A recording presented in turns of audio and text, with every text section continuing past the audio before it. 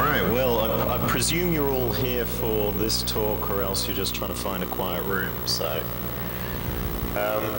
we shall begin. The other one's finished a bit late, so I don't know if anyone else is coming in. Just in case you're in the wrong bit, it's information security and mergers and acquisitions.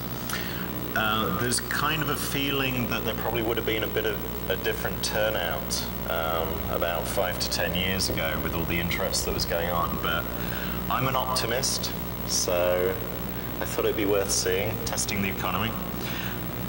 I am Chris Conacher, basically general InfoSec background from about 7 years ago with British Aerospace and Airbus.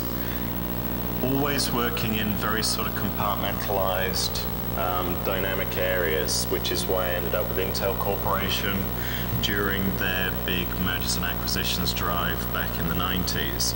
So I was doing secure integration, mergers and acquisitions for the whole of EMEA, in Ireland, England, Russia, Germany, Greece, France, all over.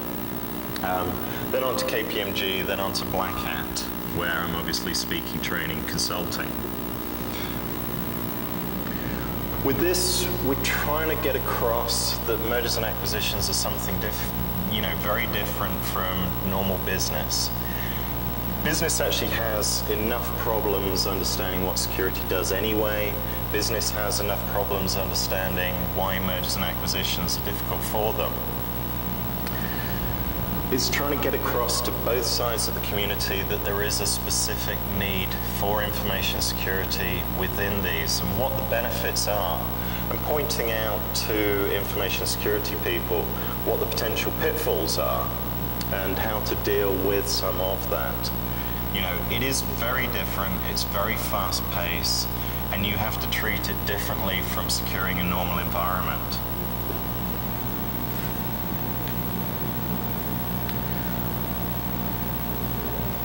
The risk section is different. The threat is a different sort of animal, and it does actually change. The interest that you're going to get when you're doing mergers and acquisitions is going to be different from your normal threat profile, your normal risk profile as you go along. So, IS managing those risks. IS in mergers and acquisitions can actually do certain other value add that most businesses do not think about as well, which we'll look at. Some of the liabilities involved in mergers and acquisitions. So you end up with a very large role.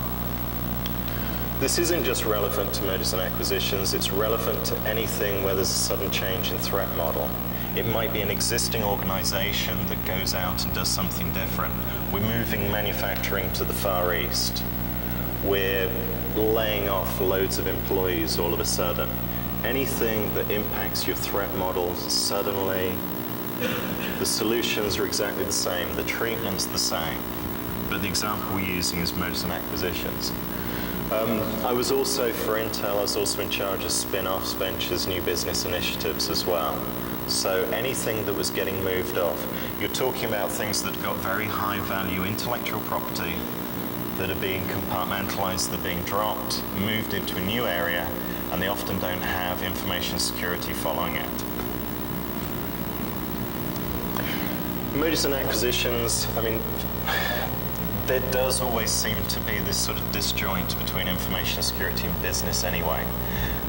When I'm teaching other courses, one of my big things is that, information security, yes, we would love businesses to be secure. We would love to secure them.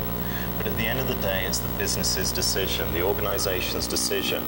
We have to help them make informed decisions so they understand the risk. If they turn around and say, we don't want to do anything, that's fine if we've let them know about the risk. That is what we're there to do. In mergers and acquisitions, the business drivers, take on a real life of their own. Confidentiality we'll look at separately. Speed and business as usual, this zero impact idea. In business terms, it is so critical that once they buy the company can stay the same, doing business with as little disruption as possible. And it's not just for the company itself, it impacts third parties, customer confidence, people supplying, people distributing. Do they think you are now capable of giving them the same benefit as the relationship previously. If InfoSec comes along and impacts any of these, the business is never ever going to talk to you again. If you slow things down unreasonably, if you impact so half the workforce leaves that company because they don't like the InfoSec mentality, etc., etc. So business drivers, very important. We'll look at the risk in general terms. So there's two main groups that are threats in mergers and acquisitions. Special interest groups, call them general interest. Special interest groups are the ones who are interested because it is a merger and acquisition. Criminals trying to get financial data. That includes anyone who wants to do insider trading, insider dealing on it. They may not think about themselves as criminals, but there are people looking for that information. Competitors, suddenly their interest is going to get a lot more than it was. If you're interested in taking something over and you're their competitor, they're going to want to know why. What are you trying to do? How's that going to affect them strategically? Do they want to take these people over instead of you? Do they want to create a bidding war? Do they want to stop this? So the acquisition merger company itself maybe wants to know what's going on. If it's hostile or if they just want to improve their negotiating position. Interesting partnership situation at British Aerospace was when the directors of British Aerospace went out to France. The Airbus is made up by different groups from different countries. The French part of it is seen as part of the French national interest. British directors from British Aerospace go over to France for negotiations. They get into the hotel. Large French men with short haircuts and suits come into the room, take away all their documents, their laptops, everything, bring them back a couple of hours later. No discussion, anything. The French wanted to improve their negotiating position with regards to Airbus. It isn't normally that extreme in mergers and acquisitions. It would have to be a very hostile takeover. But you have to realize that they might not see this as a benefit, or they might, they're probably trying to maximize the benefit they do get from it. So if they can see what's going on, and this becomes very important as well, is when you finally do your sign-off, so you finally own the company and you begin to deploy your acquisition teams. And these are people who are now really digging around looking for the skeletons. These are the people who are reporting back figures that are potentially going to recommend layoffs or not. There's a lot of interest in the information that's going to be going on. And disgruntled employees. As soon as auditors come in, and in a mergers or acquisition, the audits are normally done under the disguise of something else. No one likes auditors coming in anyway. Rumors always get out. Employees always kind of know when this sort of thing is happening. Any change can potentially create disgruntled employees. This sort of fear, especially if you have the large organization taking over the minnow, or you've got these two sort of big organizations. British Aerospace is now BAE Systems. BAE was always a short name for British Aerospace anyway. Systems is the short name they chose for Marconi Space Systems. Because it was an equal merger, they took part of each other's name. It shows how equal it is. You may have this kind of conflict whereby, one company is very proud of who it is, its identity, etc., etc. You may have the idea that you're talking about a company with small engineering groups who've got this very definite culture that are going to be taken over by a company with another very definite culture. So these are special interest groups. These are people who, because of the M&A process, they really want to know what's going on. Your general interest groups are everyone who would normally want to attack you, and now they see you're doing a merger and acquisition. The reason for this is just the impact on you through going through this process. It's a hellish process. Businesses don't know that. InfoSec doesn't seem to know that. Attackers definitely do know that. Years ago, I think it was in the Hacker's Handbook, about page 4, and it said, if you want to attack a company, that has very strong security wait till they're in a merger and acquisition. Risk. The risk in mergers and acquisitions is different again, because depending upon your legal situation of your company, if you're a publicly traded company, you have to make announcements about this sort of thing. A lot of companies will want to make the announcement anyway, because if they're doing it as sort of empire building, if they're doing it as a strategic move to make their company better, they want to get that information out there. In information security, as soon as your profile rises, your likelihood of attack rises. Either because people are suddenly, hey, they're paying 1.6 billion for this company that's got 40 engineers in it. There must be something worth 1.6 billion. Let's see if we can steal it. Let's see what we can do with it. Down to your script kiddies who are like, oh wow, they're on CNN. Can I make a name for myself by taking out their website? So the publicity involved in a merger and acquisition changes your risk profile.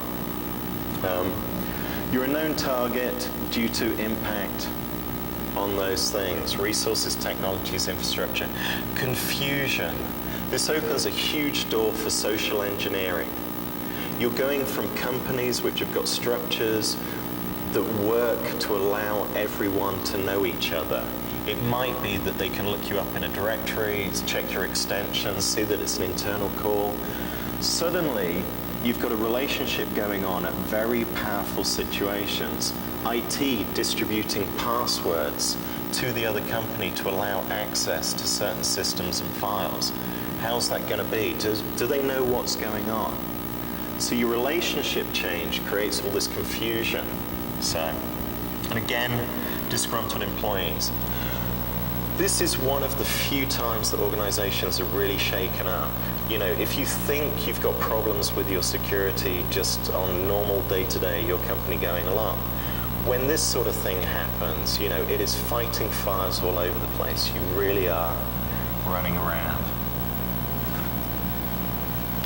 So, there's a risk to you, there's a risk to the acquisition itself.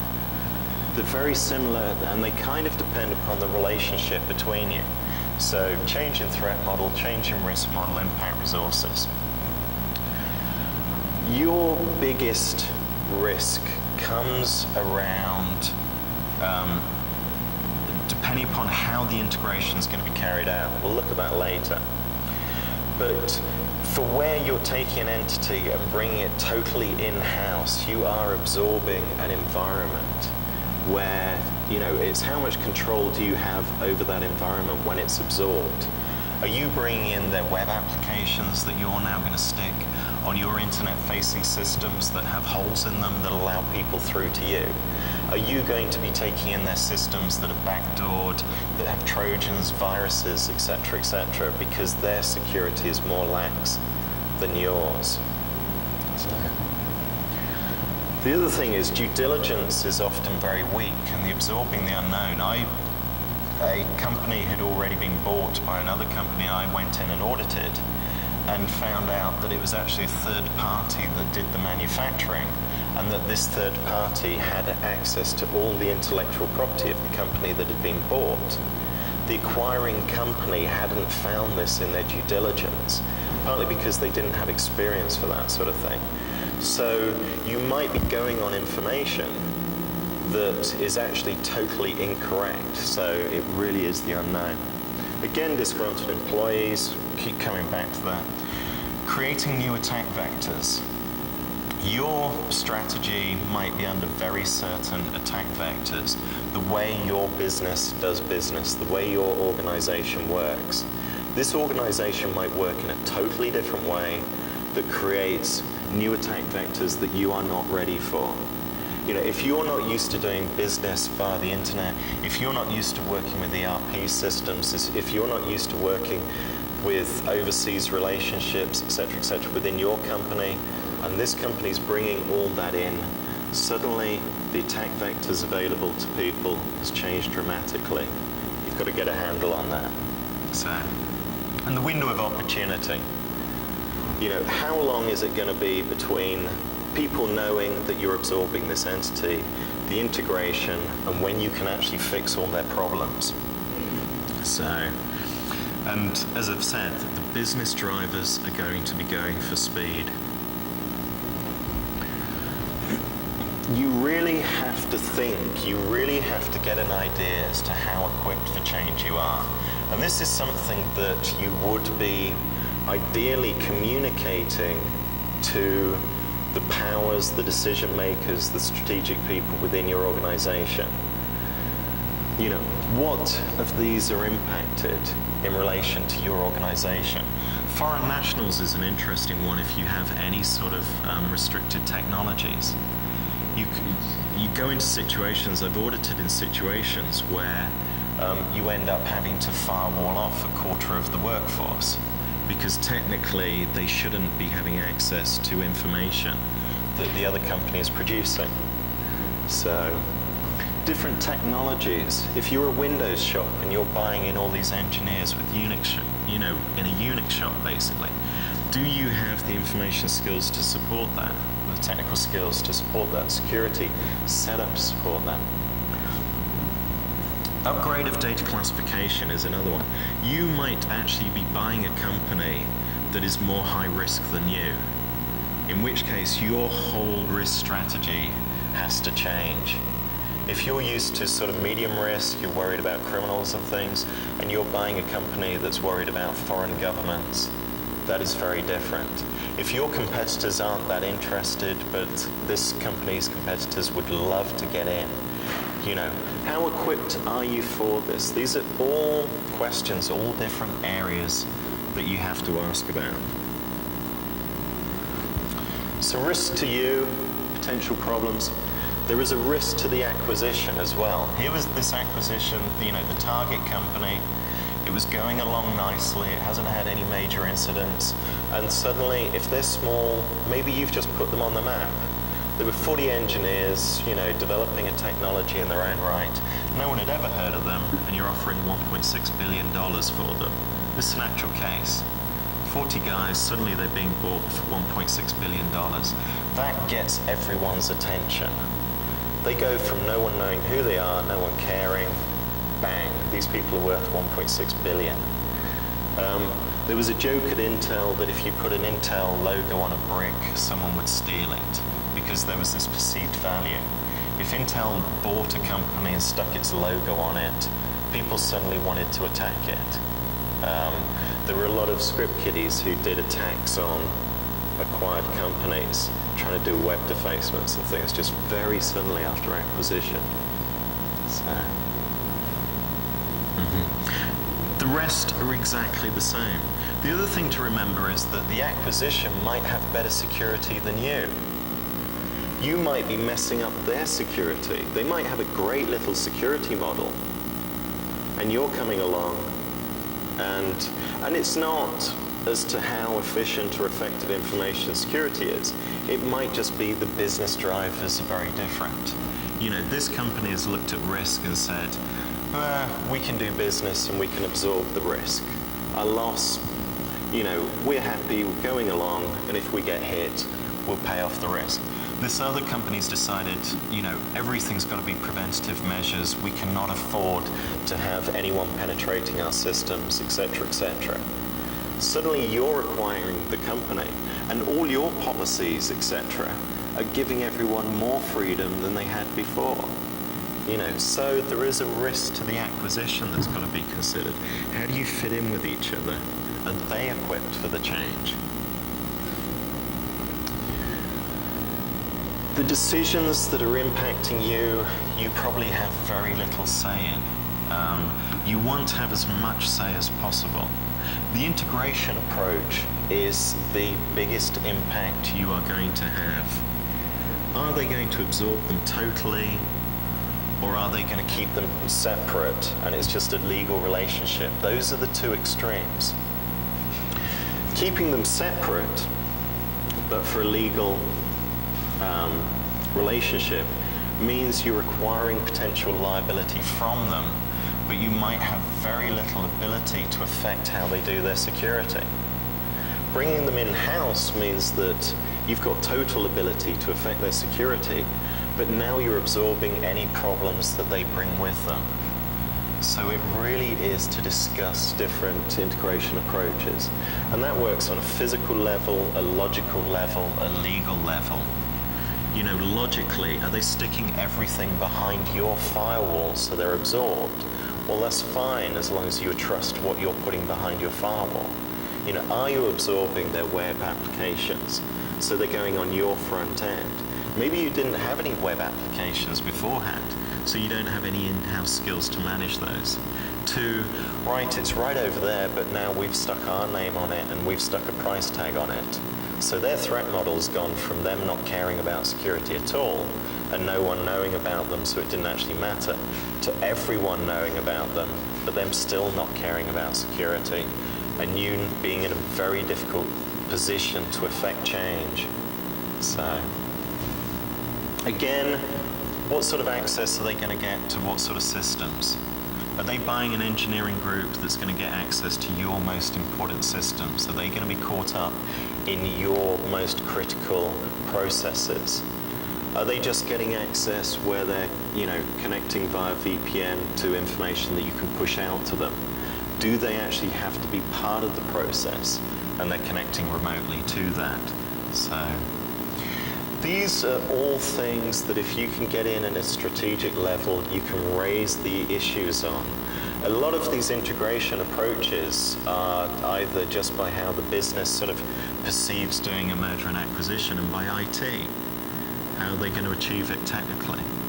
There's very little is done with regards to risk.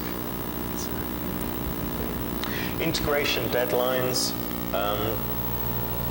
A very standard model is for you to be kept out of the loop and then told, we've just bought a company, we're going to integrate it in 2 weeks.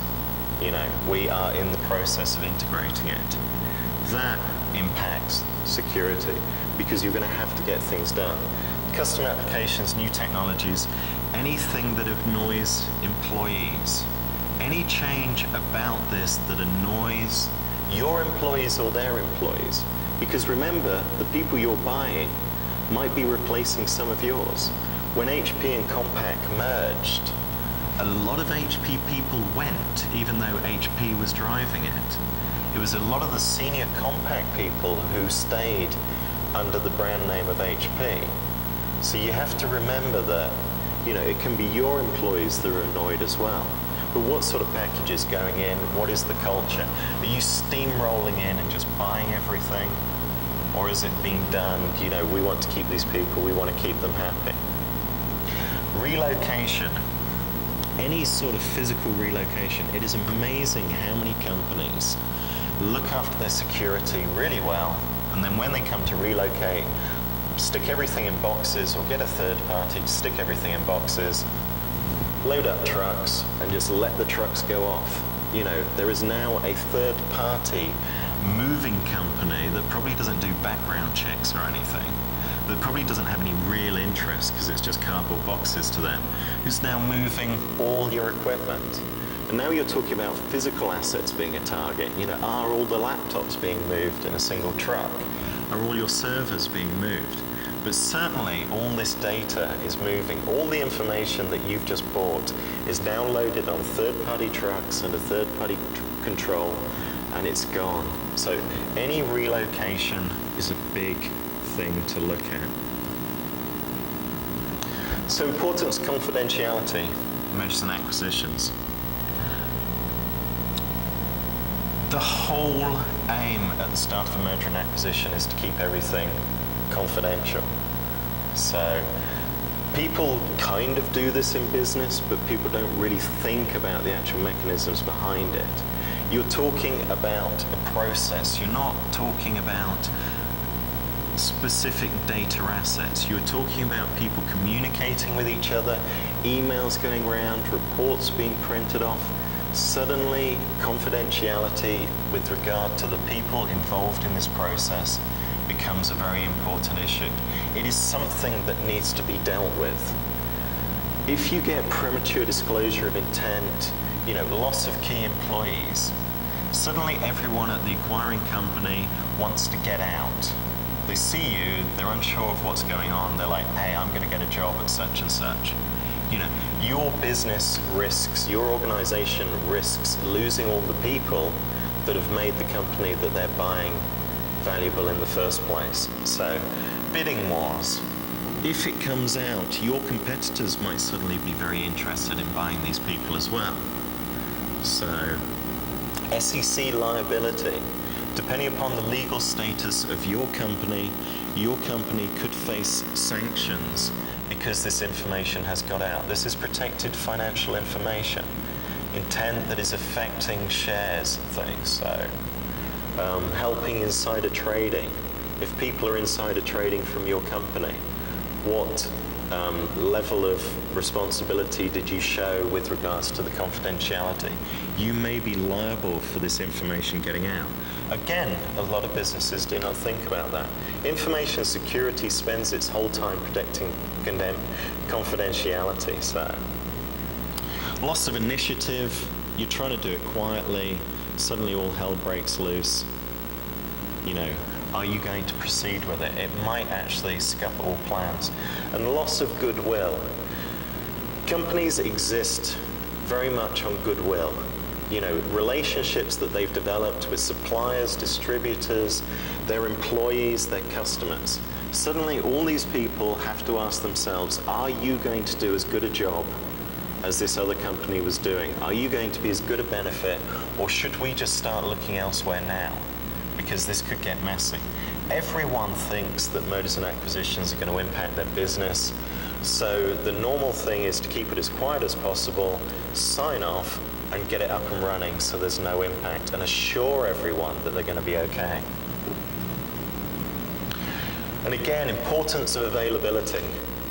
If you buy the company and then the email stops working, or they get a major virus incident, or they come under attack, and they can't do their jobs as well, you are going to get blamed by exactly the same people who've got the goodwill with the company again. It's like, oh, these people can't handle it, we're going to move elsewhere, we're going to move our business elsewhere. So confidentiality and availability become key things within this process. InfoSec people are the experts at controlling these areas, at the risk management. You know, this is all ammunition to get yourselves involved in the process. So we've spoken about the risks, the risk to you, the risk to the other person, what goes on, what to look at. So, managing those risks. Your role in a merger and acquisition is varied. There really are two hats. It is within your organization, protecting your organization from anything that is going to impact it, and then protecting the acquisition itself. So, allow informed business decisions. You might present this all to them and your business just says, nah, you know, we're going to go ahead as planned anyway. You know, thanks for letting us know. You've done your job if you've informed them of the risk and they make that decision. If they make an informed business decision, it's done. So, the other thing you can add is ideas about different impact that they don't normally consider. There's a lot of cost involved with securing things. There's a lot of cost involved with assuming liability that happens or threat events that happens. And companies often don't bring this into the cost. This might even be useful information for them at negotiation time. It is a value add. Protecting acquisition process confidentiality. That is everyone involved in this process, so this information does not get out before it's meant to be announced. Protecting your organization from the usual things, but this heightened threat, this change of threat. People who are attacking you because they want to get involved in the merger and acquisition. People attacking you just because they see this as confusion and an impact upon you, so it's a nice little window of opportunity. Protecting target company assets. If you buy a company and all its intellectual property walks out the door, that company is potentially no longer of any value. If a disgruntled employee publishes the intellectual property on the internet and the other company's security was so lax that there is an argument that they didn't take reasonable measures to protect it, that could all suddenly become publicly owned information. Your organization has just paid lots of money for something that isn't worth anything, but you've still got to pay wages, etc. Lighting, heating. So, enabling secure integration, secure integration. IT's worried about integration. They're not worried about secure integration normally, depending upon your IT culture, but that's their main focus. So, minimizing cultural impact. The employees are going to be very scared, very wary as to what is going on.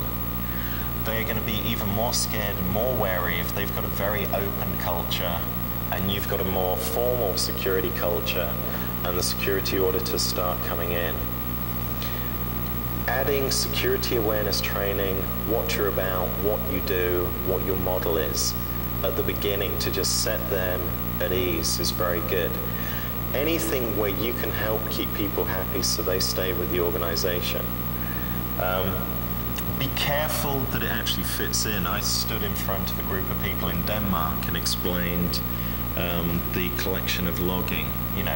It's not used to track employees, it is just used for investigation purposes should a criminal event occur.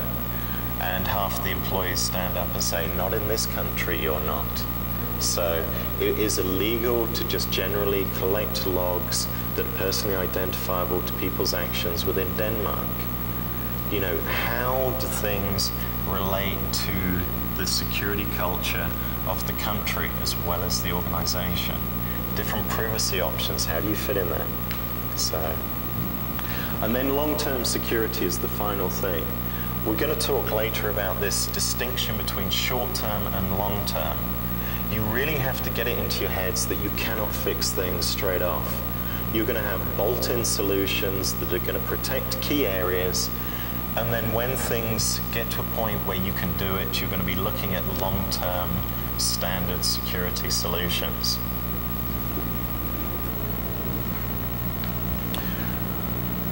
Negative impact. If you're involved in the process, you have a great opportunity to provide negative impact. Just slowing things down, increasing costs. This is the same with all sort of implementation projects. And the problem is normally just that you're not involved at a decision-making stage early enough on in the process to where it doesn't get to a point where you're involved and you say, well, that isn't going to work, or that's going to open this up, this is going to cause this problem, that breaks this policy. Or if we allow that through the firewall, then all this is going to be going on. So, if you can get early involvement, same with anything else, it's an education process. Just talking to strategic people. If you hear whispers about potential mergers and acquisitions, a statement somewhere, we are looking to expand our operations, it might be in some sort of address. That's a thing that maybe the company is looking to acquire. That is an opportunity for you to go along to strategic decision makers and say, there is this potential. I've got a 5-minute presentation on risk in mergers and acquisitions. Do you want me to deliver it to you?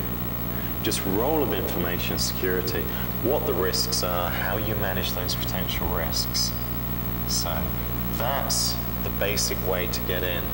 Again, the business might be happy with doing it how they want to do it, but you've given them the opportunity, so.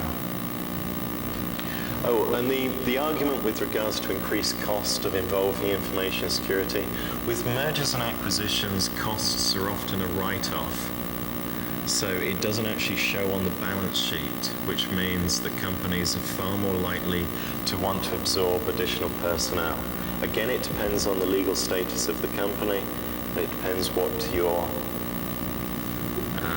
what you're actually trying to do with the acquisition. So, positive impact, protecting the negotiation process, protecting the confidentiality of that, reducing liability, SEC, protecting what you're buying so it's still worth something at the end of the day. So, additional skill set in due diligence. If you've managed to get your business to realize you have a role to play in identifying risk within your normal information security, get them to realize that is just as relevant in mergers and acquisitions.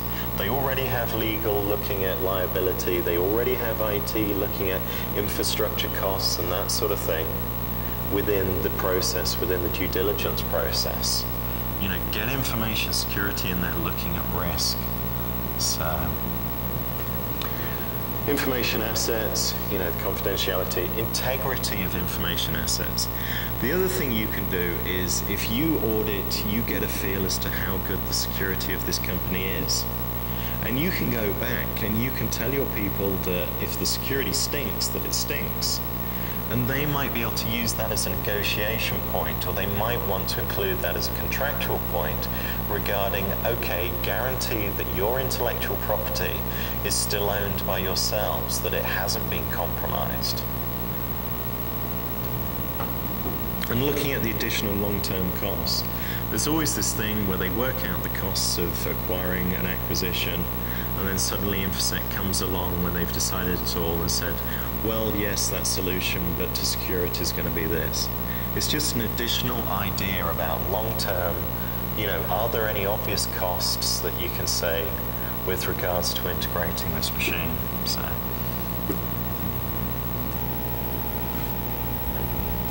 basic security strategies. These are must-haves. These should be built into the process.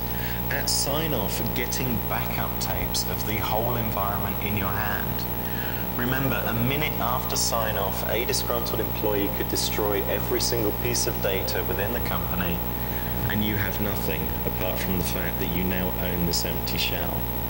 You know, it is the most basic way to protect the critical data and to protect the infrastructure. So, and make sure, you know, you actually trust how they're doing their backups, what their coverage is, you know, and it is getting this written into the contract. Sanitizing the environment, you know, is their antivirus up to date? What are critical things? What is their culture regarding emails, downloading software? Do you want to segment off certain parts of the network that are more critical than others so you can just concentrate on those? So, treating the target company as a third party, keeping them at arm's length, giving them controlled access through very controlled ways. So they can VPN to a point where they're pushed the information. They're given access to systems, but it is controlled in a way where they cannot move elsewhere. There's technologies out there that can give people access to certain data within certain applications, so that they're actually talking through a plug-in box, which is limiting their access by the type of request they're polling the information from. You know, all these sorts of strategies. So, separate and secure critical data, separate and secure critical systems. It may be that you take their secure systems and you stick them in a separate room. You change the physical access controls on a particular room. You can't do that. You can't separate physical systems, so you put certain systems in physical cages with locks on, so you are reducing the physical access to those systems.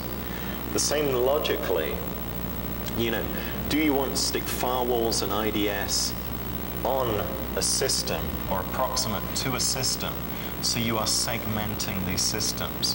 You can reduce access, especially if you're talking about flat logical networks and things.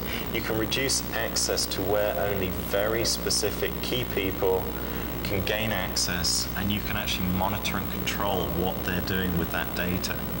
You know, this is something that your company has now bought.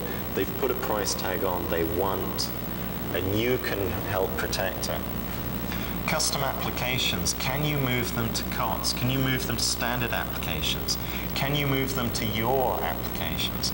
Can you make the custom modifications yourselves so you know what's going on?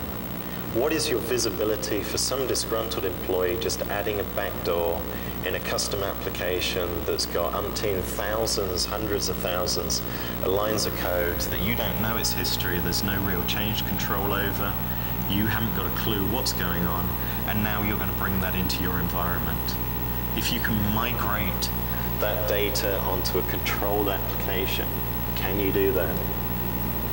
And identifying key employees. Remember, if you have centralized IT, suddenly all those IT sysadmins, all those people who are looking after the network might not have jobs anymore, or they might be reduced to being desktop support. There's a lot of systems administrators or IT managers out there who were in charge of 100-person shops, 200-person shops, who then got bought by companies with thousands of machines, which now reduces them from a very overpaid, reduces them to a very overpaid desktop support person.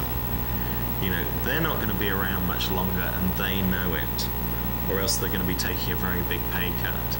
You know, they don't have the skills to fit into a large, complex organization. They're going to be out of there. Do they want to go? Is it going to be a nice way that they go?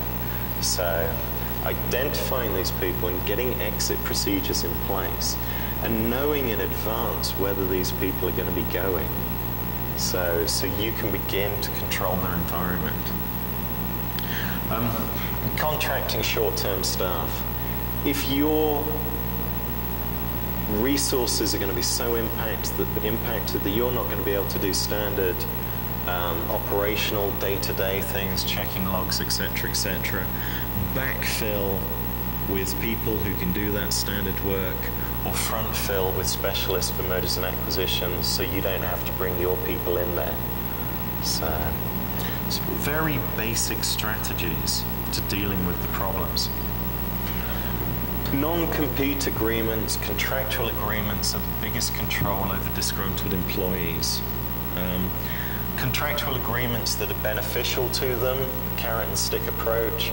There was a company that was bought for $1.6 billion where that money actually went into a trust fund to all the employees who stayed over a certain period of time because they wanted to keep everyone.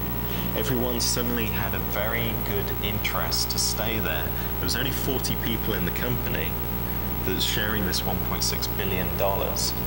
Suddenly everyone's got a very good reason to stay at this company, to work hard and to be nice. But very few companies will actually afford to do that. But any sort of carrot and stick approach, any sort of way of removing the uncertainty with regards to the employees. So, non-compete agreements, again, company, key people often leave and set up in competition. That's a risk. The risk management is non-compete agreements. So many non-compete agreements are actually worthless under law. Firstly, they are put in a state that doesn't enforce them anyway. They're made for a very short period of time, which the court is actually going to knock down anyway, because the courts always do on these sort of restrictive practices contracts.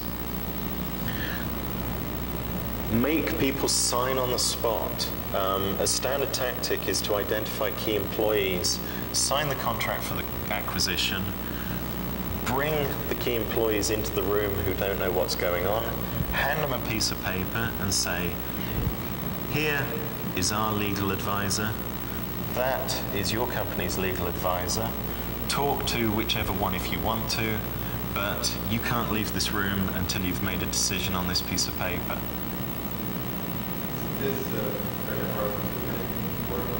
Yeah.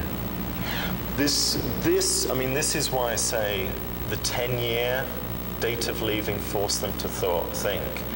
The way the courts work on non-compete agreements is how much of a considered decision did you have to make at the time of signing? Most of them fail because they're just standard agreements that everyone signs and no one thinks about. The situation's been that with 10-year agreements, the court has sort of said, well, you must have really thought about this because you're talking about a 10-year agreement, so we will enforce it for 1 year. The problem is, if you make it a 1-year agreement, the standard is they force it for 3 months. So you get far less control. So you actually make it as draconian as possible so that the person has to really think about it. And that's, it's done on the expectation that the courts are going to whittle it down to nothing, but they're going to whittle it down to something that's more substantial than it was. So the other thing is sign up the whole family if necessary.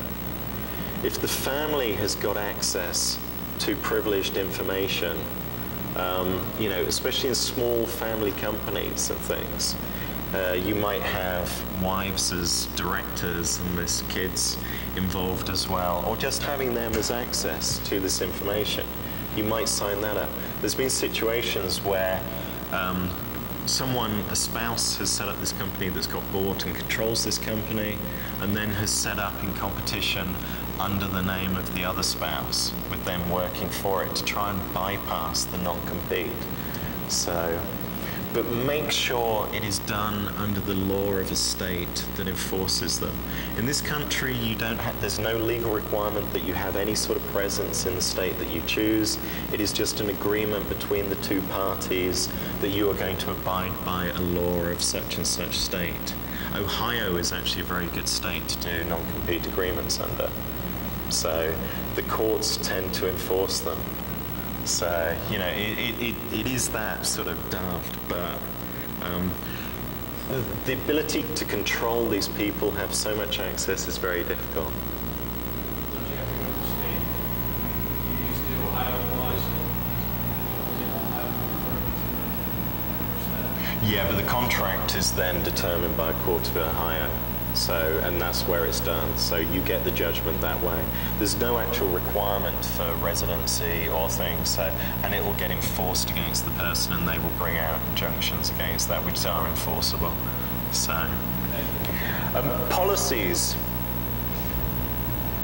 Policies are safeguards. I always work from they are the central point of your security mechanism. You've identified a risk. You've agreed that you need to do something about it. Your policy is a statement of how you're going to deal with risk. It is not something that you download just because everyone else has got it and put it in a nice book somewhere. Again, the safeguards against disgruntled employees. If your policies do not cover them, you may have no legal recourse for their actions. New employee contracts. The standard thing that mergers and acquisitions do with new employee contracts is they get them to sign the same contract as you have. Suddenly, they're now under all your policies. You may be dumbing down their security. Their security policies may be stricter than yours, or yours might not be relevant.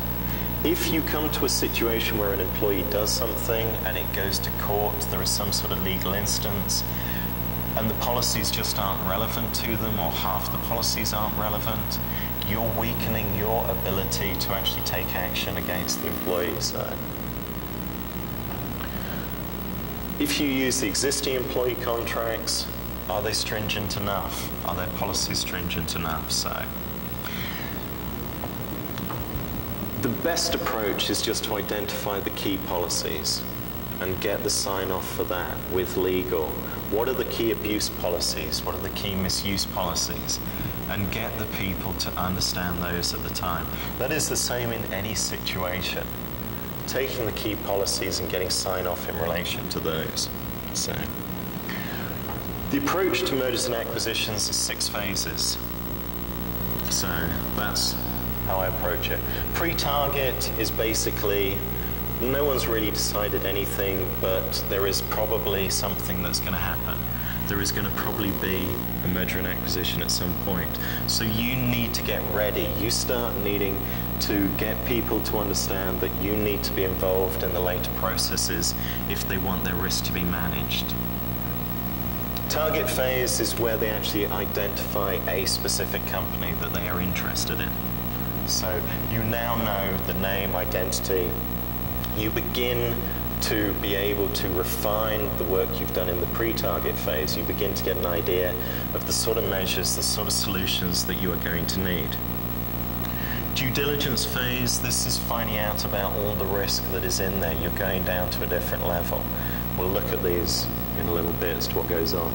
Sign-off phase, where the company actually acquires it. Suddenly that company goes from not being yours to being yours, and it is. A piece of paper is signed, and you are now liable. If everything gets stolen, it's your problem, not theirs. Integration phase and post-integration phase. Integration, actually getting the connectivity. Post-integration, getting security in as you would any normal part of your business, so longer term aims. As you go through the phases, your threat profile actually changes with regards to who's interested and why. So we saw the different groups, financial criminals, people wanting financial information, competitors, they just want to know always what you're doing. So again, depending upon your type of industry, it's going to be more of a difference than with certain others. Some, it's more competitive where, hey, if they can find out what you're doing, they can now put their research and development into catching up with you rather than overtaking you. So as you move to the target phase, the acquisition itself becomes interested in what you're doing. Do they want to find out what your negotiation basis is? What the maximum you're willing to pay rather than what you're saying to them at that point in time? What your plans are? Because you might be saying, oh no, we're going to keep it all exactly as it is, but in reality you're going to rip it apart. So there's a business decision. As it gets to the due diligence phase, people are coming in auditing, employees begin to whisper. They begin to worry as to what's going on. They begin to worry about their jobs. And here, with the asset down the bottom and the attack, so you're looking at confidentiality. With the asset, it goes from yours being the problem to now yours and theirs being the problem. Disgruntled employees might start causing damage within their own situation, which you were looking to buy. So, as sign-off, you're adding everyone else. Suddenly the information hits, it's public, and anyone else who wants to have a go at you, either because they know you're impacted, or because they want publicity, or because they want to attack the acquisition, now knows. And this just carries on through. So, the integration phase. Everyone now knows you've got a problem, and if they wanted to go after you before, they'll definitely want to go after you now, because they know you're going to be impacted. So, pre-target phase, developing support for your involvement, and it really is. I understand that we may be going through these processes. Do you want me to give a presentation on risk and risk management in relation to it? Have you thought about this? And if you can't get to strategic decision makers, talk to legal. Legal are normally interested, depending upon the culture within the legal department, about risk and liability. They may not have thought about this, so you might get involved that way. If legal takes an interest, it becomes a lot easier for senior people to take an interest, because they realize it's not InfoSec people just trying to fly a banner. There is something real here. So, pre-target phase, secure your environment. If you think there's going to be major changes, suddenly your priorities might change as to what you have to do within your environment. Also, with regards to the actual mergers and acquisitions process, what sort of people are going to be involved? What systems are they using? What technology is going to be used? What data is going to be moving? How is it going to be moving? All this sort of thing. So I was working in a bar job long before I was in security. And I found out about 18 months before the market did that a major bank in England was facing a major loss. And it's because two guys standing at the bar. If I wanted to do insider trading on that information, it would have been possible. So just standard things, security awareness, targeted at the people who are going to be involved in the process. So providing specific tools and training. Suddenly these people might need to do secure communications within their own company that with your threat model you never had to do. But you're talking about, maybe 5, 10, 20 people who are who have access to very specific information. So, developing key policies. All the other things, solutions with IT, roles and responsibilities, communications, looking at the impact, but basically being ready to roll. Everything that you think is coming along the path, you should just be ready, even if it's just planning out on paper, having ideas, beginning to discuss things with people. So,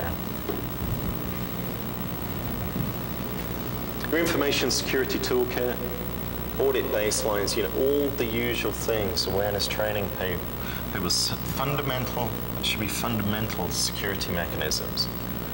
Things like, how does it translate how you distribute new passwords within your company?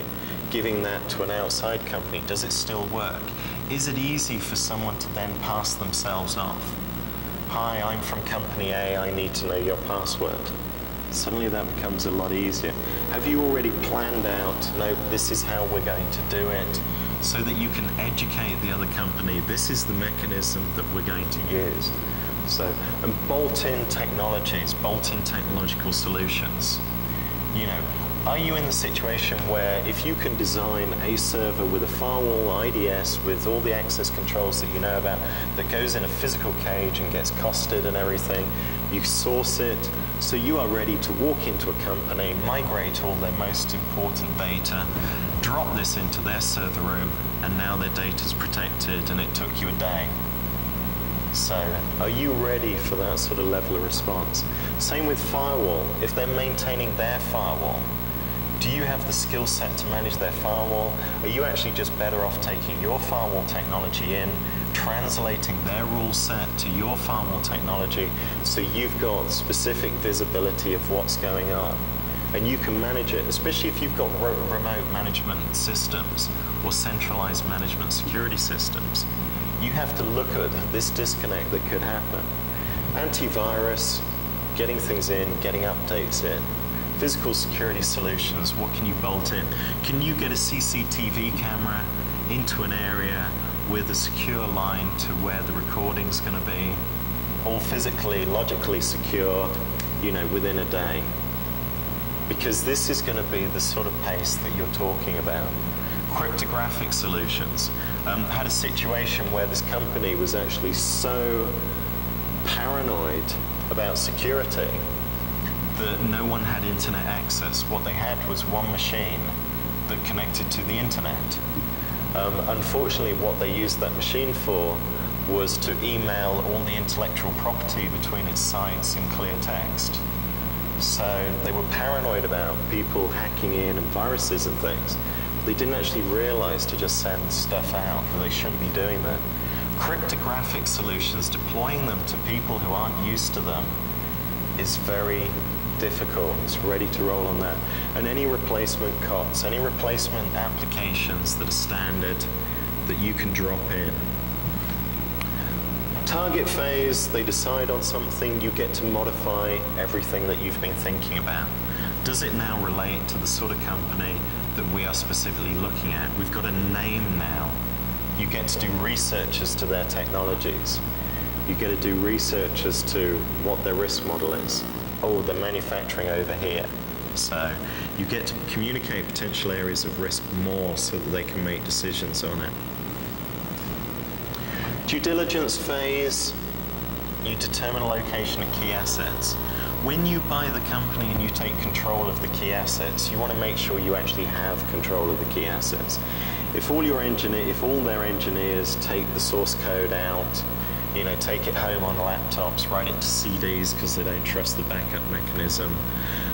If people work from home and they're not protected and they're just using home machines that aren't supported with updated antivirus, with firewalls and things, you need to know that. That is a big risk as to the integrity of what the people are actually buying, what your company's actually buying. So, security of key assets. Again, as I said, it could be a negotiation tool. Guarantee to us that you still own your intellectual property. So, identifying key processes and systems, this is looking through. So, employee terminations, prioritize actions agreement baselines allowing integration. Your baselines at this point, you begin to see if they meet. And we're talking about baselines that are, keycard access must be uniquely identifiable to the individual. We're talking about basic security measures that you're looking at with regards to the risk situation and ability to get them in place. Are they there? Do they need to be changed?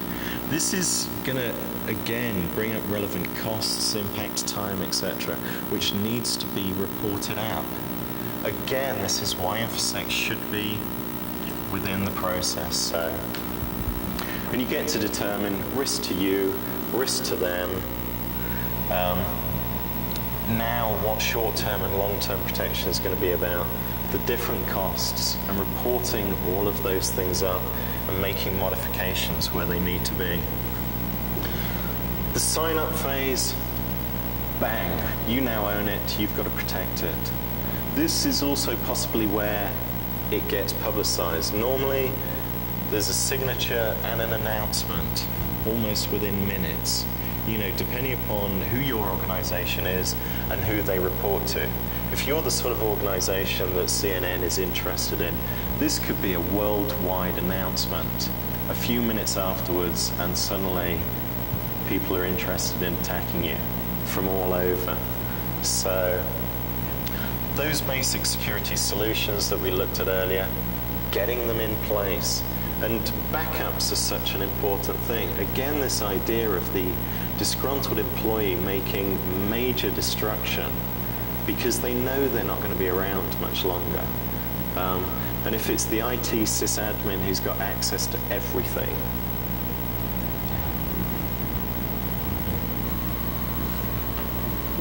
integration phase, the project team that you are normally deploying on site needs to be secure. You need to be able to protect their confidentiality. Again, they're making decisions that may be affecting employee layoffs, site relocations, site closures, etc., etc. How's this going to be done? Employees really want to know that information. They want to know what's happening about their future. Getting physically secured areas where you can have key control on a room that only your people can get into, VPN systems so that you are protected point to point if you're going across their network. Can you go through telephone lines? Are telephone lines dropped in that are secure? Are they able to use cell phones? Do they get coverage for their cell phones? Do they know that if they're using cell phones, people can be listening in? Do they have analog digital cell phones and the nearest line that they're going through is analog and they don't realize? All these sort of things. Getting the project team secured. This should be designed in the pre-target phase. These guys should know that they have to work securely. They've been educated the way they're going to be doing it. The technologies with regards to VPN and stuff is all there ready so that this team can walk in on site.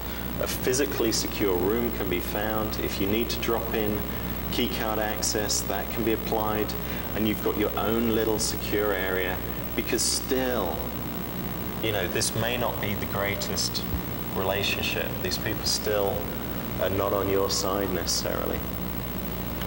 Security training, security awareness training, why you are here, that is such a big cultural thing if the company has no security culture of its own. Where companies have no security culture, they are normally really scared that they're going to be in a big brother environment. If they're high value intellectual property, they're often engineers who aren't working for large big brother environments because they just want to do their own thing. They get really scared, they cause problems, or they leave. So get the security training in as quickly as possible. Sanitizing the environment, that has to start as soon as possible as well. Are you sure about their antivirus? At least for known problems, can you deal with that? What about the unknowns? What about the potential backdoors in their systems? How secure are their systems? Internet-facing systems need to be taken care of as soon as possible again. Because if anyone's going to be attacking, they're going to be the first ones that are going to, they're going to be in the front line. My great applications, my great data. In the integration phase, you're looking at short-term safeguards. These may not be the best practice. These may not even fit your policies, but they're going to do for now. They're what you can get in within the time frame that sort of holds up against the biggest part of the problem. That is the aim at this point. If you can drop in, your finalized solution during the integration phase, brilliant, do it. But I've never come across a situation where that's been possible. So if your integration is in Russia or Israel or countries like that, you may have as your standard communication system something requiring, encryption hardware that isn't allowed into the country. Silink encryptors, trying to get them into Russia takes around 6 months to a year. You do an acquisition, you're now waiting up to a year to get your high-level encryption systems in, so. And try and hold off the actual connectivity until you really are ready. The final bit where you flip the switch, where they get access to you and your systems, try and give an idea as to what it's going to be. Securing the project team we've gone through.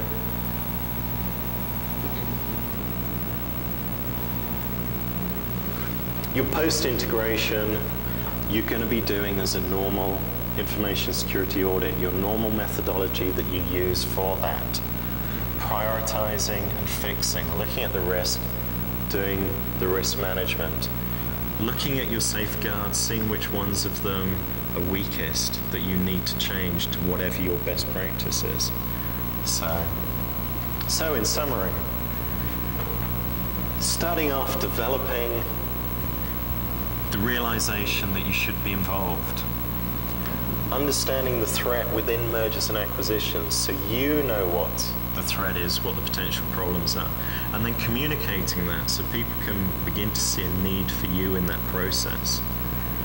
Being ready to go, getting everything that you're going to need for this type of operation before you begin, because you're not going to have time to make any changes or decisions.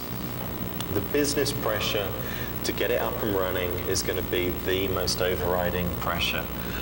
Again, depending upon your organization and its view of security. But normally businesses doing acquisitions, absorbing things, are looking at how do we keep this company making the money or doing the work that it does, which is why we got it in the first place. Understanding the phase implications and actually having, you can from the phases, it is very easy to develop a project plan that you are able to present and say, hey, at this point we're going to do this, at this point this, at this point this. It makes it far easier for senior management, for the strategic decision makers to see what you're going to be doing, to see what you're trying to do, to see what your impact is, and to see that you're actually on the ball and you're not going to screw up what they're trying to achieve. So, inform the organization of specific risks. You inform them of the risk, they get to make the decision on the risk. They get to make an informed decision. Basic role of information security anyway. Looking at what needs to be protected in terms of processes and property and stuff, and getting that done, having the solutions ready, getting them in place quickly. And this idea between the long and short-term solutions, you may be able to fix everything straight off, that'd be wonderful, but chances are a lot of the solutions are going to be stopgap. So if you can't get solutions in place, you need some means of tracking that gap. Standard thing is if things are out of line with your normal processes and procedures and your normal baselines and requirements, you have waivers. Waivers that expire, but they're trackable. It's a waiver system. Okay, you do not have to meet this requirement for 2 weeks, 1 week, 3 months. The window of opportunity relating to the risk. So, developing your drop-in solutions, how do we get this data secure? How do we get this area secure? How do we segment this network quickly? How do we get our firewall in rather than their firewall? How do we drop our IDS in? So, remember, this is probably the opportunity where you're going to be able to make the biggest changes, because you're not dealing with their people, you're dealing with your people, and your people probably have absolute power over this company, or they do. If you can convince them that they need to manage the risk and this is how to do it, you're going to be able to achieve a lot in a very short time. And hopefully you can lay down the groundwork for the long-term stuff. But avoiding cultural impact in all of this, if you annoy the other people and they walk out, and the people that your company wanted to buy all leave because they're scared of draconian information security measures, you know, you're never going to get involved again. And same for business impact. If you create roadblocks, if you slow things down, you're not going to get involved. The priority is to get business up and running normally. So, here we are. Any questions? No. Does that mean I answered all your questions, or you're in the wrong room, or? This would inform them on the specific risks. They make the decision, so it's going to go with this or not. So short-term solution could be no, without. Right? Yep. Yeah. Who's the cost, so to speak? Sorry, who? The cost. Oh yeah, this is, with acquisitions, costs are normally totally separate. This idea about them being a tax write-off, they're not reported in the bottom line as normal profit and loss. So they actually become a deduction out of profits of an organization, so they can write them off. So what a company will normally do is set up an acquisition fund that pays for everything. It's not coming out of InfoSec's budget. So, and that should be the operating standard methodology of any company with regards to this. And that's why I sort of said, you know, this idea of, you know, people always perceive, or, you know, depending upon the culture within the company, but the companies I've come across, you know, the perception is there's an additional cost of involving InfoSec because they're going to make things more difficult. In this situation, you know, it cannot apply because it's getting absorbed out of other things. In a way, there is a benefit depending upon how they manage their books and accounts, so for the organization. So kind of like, so if I look at the card and some smaller or the card company saying, your employees need to take this course, whatever, before they allow access to this. That's not that to be yeah, anything. The length of time is kind of flexible, so you have to be careful, and this is why the drive is to do everything very quickly. Within the acquisition scenario, the financial auditors are sort of very careful about companies who acquire a company and then, you know, keep trying to write off more and more costs. So you have to be very clear what acquisition costs are. This is why in the pre-target phase, when you get everything together that you think you're going to need for an acquisition process, and you can present that, that can be written into the acquisition cost. So if you're talking about, you know, if you did an acquisition and there's 20 sites to visit, it is normally considered reasonable as long as that's done within a reasonable time. You know, you are making best effort to visit those sites, deliver training, do security on those sites. If you try and spin it out over a couple of years or a year because it's like, well, we've only got one person and they couldn't, then no, you're not going to get away with that. But if you write in initially, you know, we've got to visit 20 sites, deliver training, deliver these solutions on those sites. You know, we want to get our firewall solution in. It is a very good time to actually do it because the way the costing is going to be done and the way the company reports those costs and absorbs those costs is going to be different. So you can actually achieve a lot in that time. Also, just the fact that if you can convince the strategic people that this needs to be done, they've got more power because they're going to be steamrolling all sorts of things through. You know, IT is going to be walking in from your company and sort of bang, bang, bang, bang, bang. So, you know, and that often is a steamroller effect. So any other questions? Yeah. How well tested is the tenure going to be in terms of core testing? You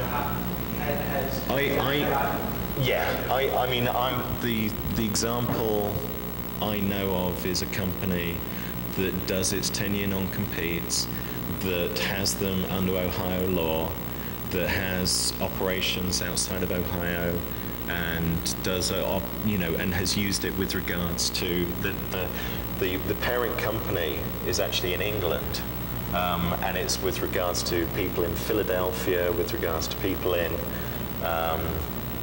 West Virginia. They had a problem, etc., etc., and they have managed to use it, and they have managed to use it on very senior people, because the standard risk you come up against, especially in small high-tech companies with high-value intellectual property, it is very tempting for these people. They've developed this intellectual property, they've created this company, they sell it, they get all this money.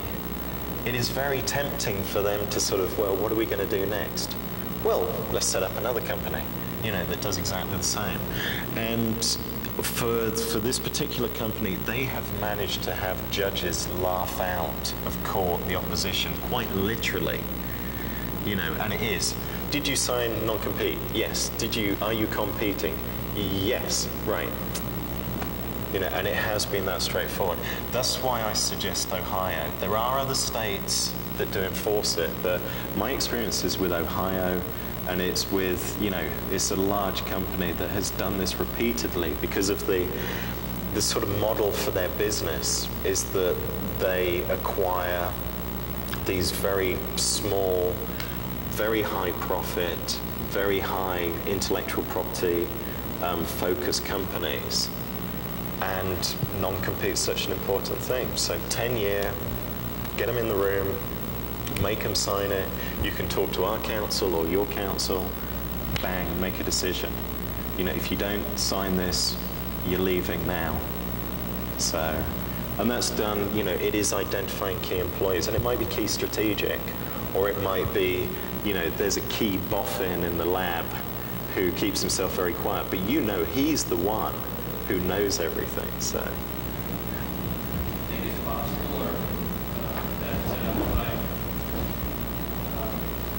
forcing people to sign something now, not leaving the room before they sign something, make a decision right then and there, that could be duress.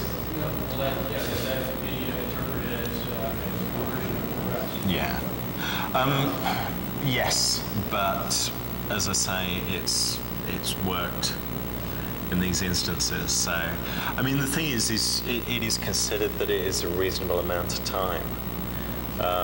The way it's been reported in the courts that I know is that they do see it as a reasonable decision to be made, because basically you're with a company and the decision is, hey, are you going to suddenly set up in competition or not? That's the decision you're making.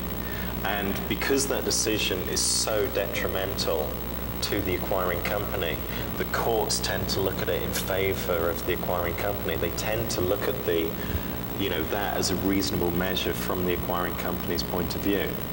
So the other thing is they say, if someone does actually sign it, they must have in that situation really thought about it so hard, because it is such an extreme situation. So if you think about most policies and procedures, they're brought in because you're given a piece of paper that says, yeah, I've read them, your first day of work.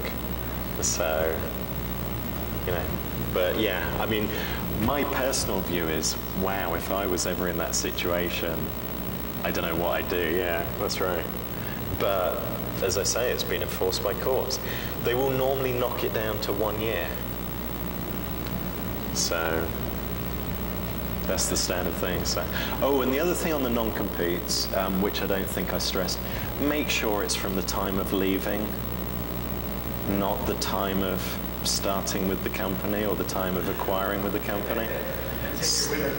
Yeah, so many companies do that. Right, it's a 3-year non-compete starting now. So people get to 3 years and 1 day with the company, they leave, they set up in competition. So, yeah, just stress. So. Any other questions? No? Was that aimed at what you were expecting, or? So, cool. Please fill in your feedback sheets. Great, thanks very much. So. You don't have to applaud me, I'm English.